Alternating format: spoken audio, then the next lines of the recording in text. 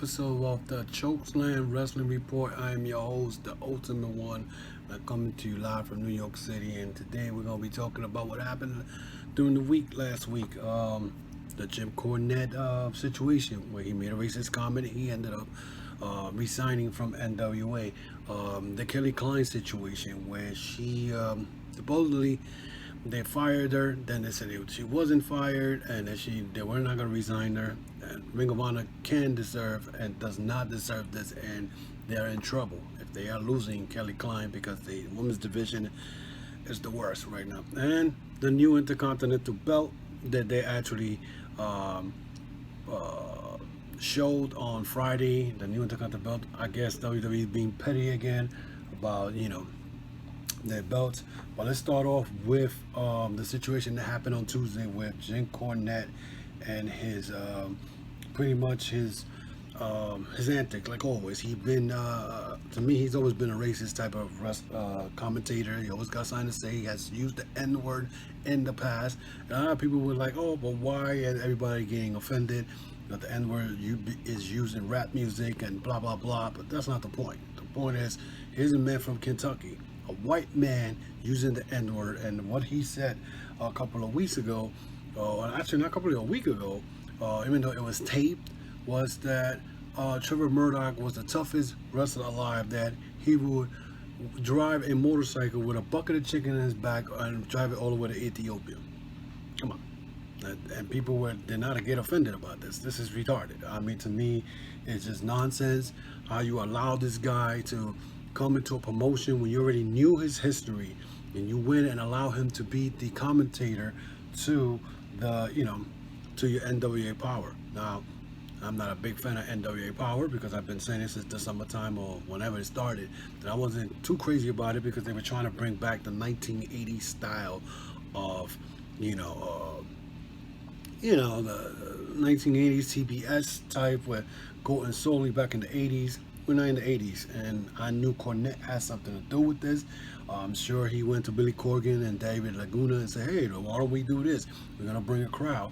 And the old school fans, listen, it brought in some fans that were, I guess, that they decided that, oh, let's check it out. Maybe it's good. I saw the first, but so I wasn't that crazy about it. But I used to watch some of the stuff that was actually put in during the week, and check it out a little bit, check it out here and there. I know that the last thing I saw was Cole Cabana winning the national title away from what's this guy's name? Oh my, James Storm. And then the episode which everybody got offended played last week, where like I said, Jim Cornette made a racist comment. Twitter blew up about it. Next thing you know, he ended up resigning like a day or 2 days later, and everybody was like, "Oh wow, why it is justice for Jim Cornette, whatever." There is no justice. You're not allowed to use any racist remark anywhere. I don't care where it's at. And in the corporate world, you will get fired. Like I said before. So for them to even, a lot of fans were like, "Oh, there's nothing wrong with what he said." You're wrong. There's a lot of bad things that happened that he should have never said. And then there's a video going around with him using the N-word. So, and at the top of it all, NWA has more fault in this than anybody. If you're gonna air a episode on YouTube or I don't care where is it at, any television studio, you're supposed to go through it, edit anything that should not be aired on TV, on YouTube, wherever it is. But nobody bothered. A lot of people were saying that NWA kind of like got on Cornette's case because of something he said a year ago in his Jim Cornette Experience podcast, that he gets set up.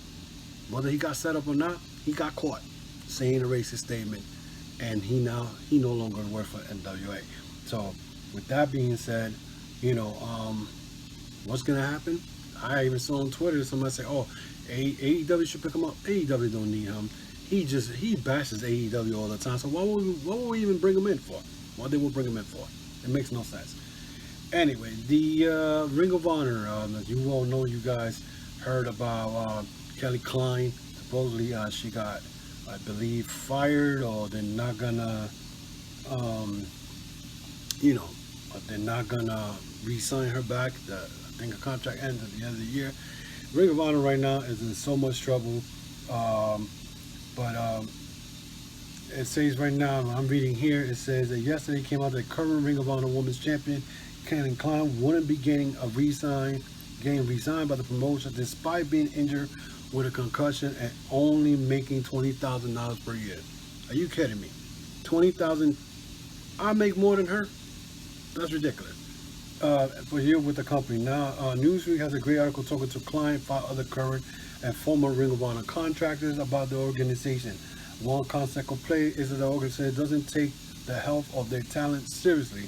At live event, people will get hurt, but there's no medical protocol, there's no concussion protocol, and one anonymous source, despite that both Ring of Honor COO Geoff Koff and General Manager Greg Gilliland often leaves the show before the end. The company lacks concussion protocol was also brought up. Client said nothing happened when she got her first concussion in April of 2018, and another current performer said they were only asked if I was okay. This is a big problem, as I'm reading this. You know, the fact that you're only paying the girl $20,000.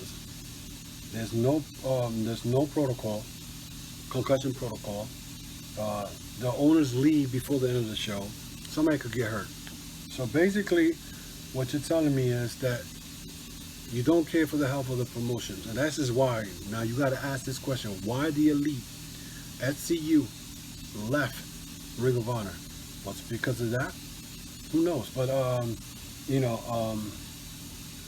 they try to back. To me, they try to back up on the little thing about Kelly Klein, and here they said we normally don't discuss these matters, but it seems to have been made public. We did not fire Kelly, but we did notify her that we will not be resigning her when her current contract expired. She's still under contract to the end of the year. Ring of Honor, supposedly in a leaked email posted by former Ring of Honor employee Joey Mercury. Supposedly, give me a second here, guys. I cannot see this. My computer's acting up.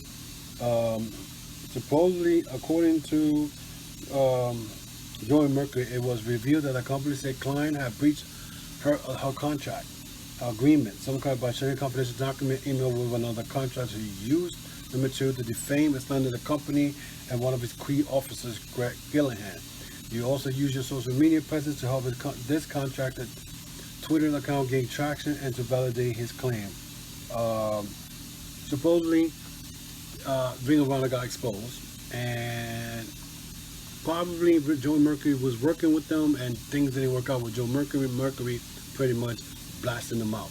Now, the fact that you guys are having issues, no protocol, no medical situation, you don't care about your talent. This is why Ring of Honor is in the situation it is today. The Elite and SCU leaving, ever since that happened, Ring of Honor has not been the same since. And their pay-per-views are suffering because the attendance is so low. Best in the world probably didn't even fill the Hammerstein Ballroom this year. The Superstar Spectacular, Summer Spectacular, that was supposed to be a New Japan CMLL Ring of Honor joint. It didn't happen. It didn't sell out. It was actually in Toronto, and it was an empty arena, big, humongous arena, empty arena. The same as was called with the CMLL joining Ring of Honor at the Global Wars instead of New Japan. New Japan has not worked with Ring of Honor. Some of their talent goes to New Japan, but they're not really. New Japan doesn't care about them anymore. So it looks like New Japan is doing their own thing since they come into the United States.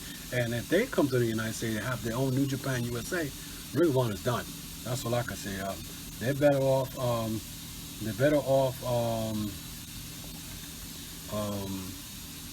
Getting bought by Impact. That was a rumor over the summer. Another situation, WWE, the Intercontinental Belt. As you guys saw this past Friday, they introduced a new belt.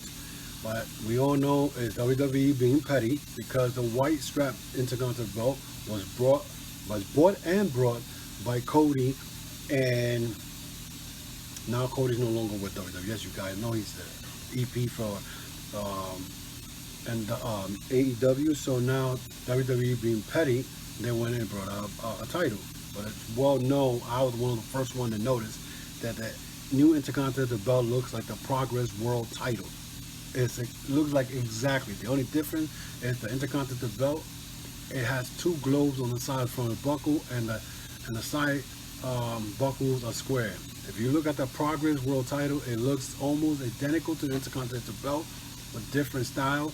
Um, Again, I'm not surprised. WWE steals everything from everybody else, and they pretty much don't care about none of that stuff. They still put it up there and think they created it. They can create 3 hours of good wrestling on Monday night, so they're gonna have creation on this. Then you look at the 24/7 title, you look at the WWE World and the Universal title, looks hideous, and so is the freaking tag team belt that look like quarters on them. It's horrible. So you actually think that WWE actually came up with this idea? They stole the design from the Progress. And I'm sure they probably asked them to do it, and they did it differently. But that's WWE for you. But that's pretty much it. Well, the stuff that happened, the main three stuff that happened in wrestling last week.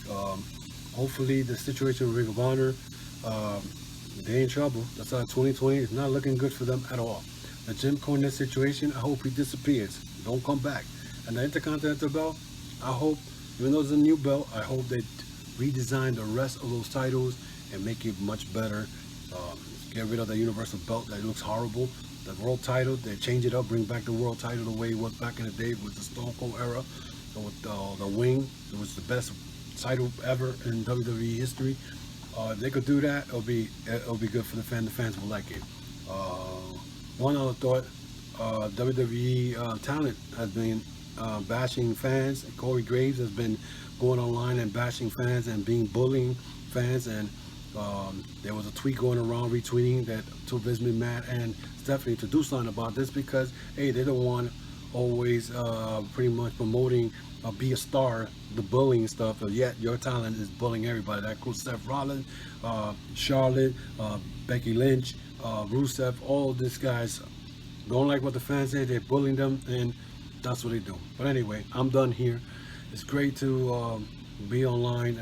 Check out the Chokeslam Wrestling Report, who used to be the Ultimate One Wrestling News back in the day. I'm changing it because of my the Ultimate One Wrestling News now is only going to be on Facebook. It's not going to be video. The Chokeslam Wrestling Report will be audio and a video podcast. The audio is going to be on Mondays and Thursdays on Apple, Spotify, Google, any platform that does major audio podcasts. You'll hear the Chokeslam Wrestling Report. And now I'm downloading this video. I hope you guys like it on YouTube. If you do, hit the subscribe button, hit the notification bell, and so you get new content. And check out the rest of the videos in there. Leave me a message, hit that thumbs up, and hopefully you like it. Until then, I'll see you guys later.